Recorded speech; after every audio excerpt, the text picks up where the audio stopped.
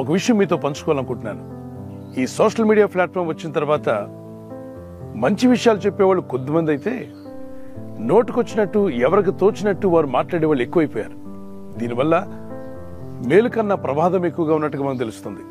నిందలు వేయడంలో, అలిగేషన్స్ చేయడంలో, అవమానకరమైన మాటలు నిష్కారణంగా నిజమనేటువంటి నిర్ధారణ చేసుకోకుండా, ఎలాంటి ఆధారాలు లేకుండా, ఏ దోషము చేయని వారి మీద థంబ్నెయిల్స్ పెట్టి ఎవరి ఫోటోలు పడితే వాళ్ళ ఫోటోలు వాడుకుంటూ వాళ్ళ పర్మిషన్ లేకుండానే వాళ్ళ మీద నిందలు వేయడానికి ప్రయత్నం చేస్తున్నటువంటి నేటి లోకం చాలా భయంకరమైన స్థితిలో ఉంది.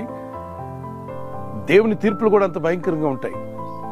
సృష్టికర్త అనే దేవుడు అన్నాడు, లేని వార్తను పుట్టించకూడదు, నా సమాజంలో కొండెగాళ్ళు కొండెగత్తలు ఉండకూడదు. కొండెములాడుట దేవునికి విరోధమైనటువంటి పని.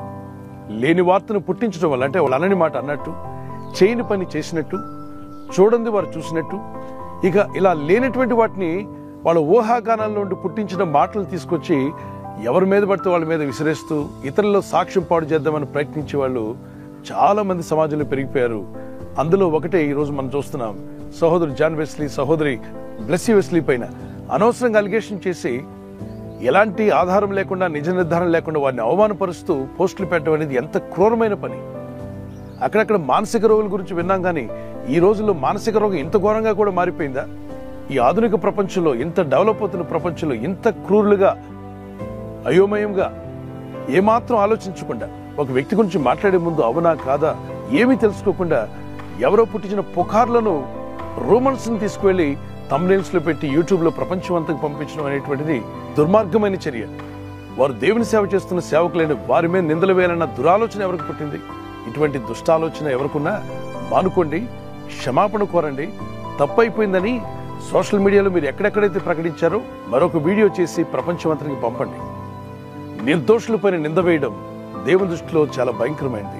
ఏలీ భక్తుడు అంటాడు, మనుషులకు విరోధంగా పాపం చేస్తే దేవుడు క్షమిస్తాడేమో కానీ దేవునికి విరోధంగా పాపం చేయకండి. దేవుని మందస్సం, దేవుని పరిచర్య, దేవుని సేవా విధానము, దేవుడు ఏర్పరిచిన సేవకులు పరిచర్యలో ఎంతో ప్రయాసపడుతున్న దేవుని సేవకులు మీద నిందలు వేయడం, నోరుంది కదా అని నోటుకొచ్చినట్టు మాట్లాడడం. మానవ దేహం అంతట్లో దాగి ఉన్నటువంటి పాప ప్రపంచం ఏది అంటే మనిషి నాలుక. ఈ నరం లేని నాలుక చాలా భయంకరమైంది. దీనివల్ల ఎంతో మంది కీడు కలుగుతుంది, ఎంతో మంది నష్టం కలిగించే అవకాశం ఉంది. కనుక మీ మాటలు నోరు జారకముందే వాటిని జాగ్రత్తగా ఆలోచించండి. చేయి జారిన రాయి పడిపోతే మళ్ళీ తీసుకోవచ్చు, నోరు జారిన మాటలు మళ్ళీ తిరిగి తీసుకోవడానికి వీలుపడదు. సారీ చెప్పినా కూడా అది గాయంగానే ఉండిపోద్ది.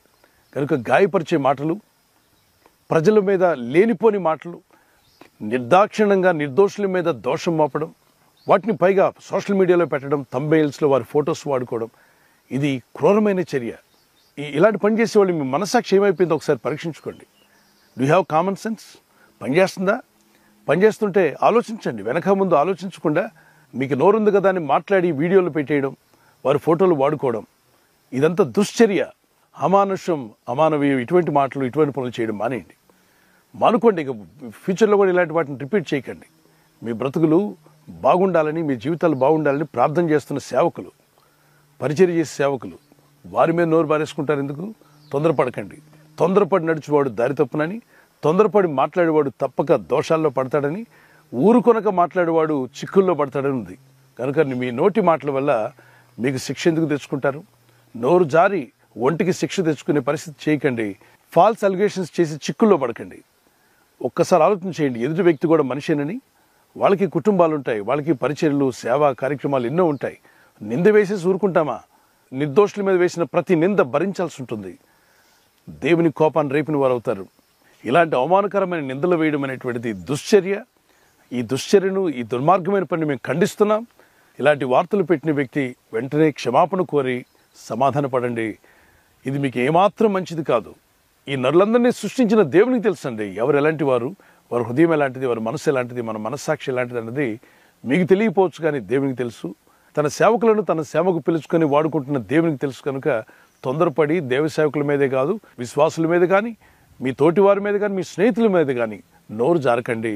తొందరపడి అలిగేషన్స్ చేయకండి. ఈ దుశ్చర్యను మేము ఖండిస్తున్నాం. ఈ దుర్మార్గమైన పని, ఇలాంటి పనులు ఎప్పుడు ఎవరి మీద నిందలు వేసి అవమానకరమైన మాటలు వేయడానికి తొందరపడకండి. Realize what you did, repent and return to God. May God bless John Wesley and Blessy Wesley. God is with you. Peace of Christ be with you. May God bless your family, your ministry, what all you are doing for the kingdom of God. May the Lord increase your territories and bless you abundantly. God bless you. Peace be with you.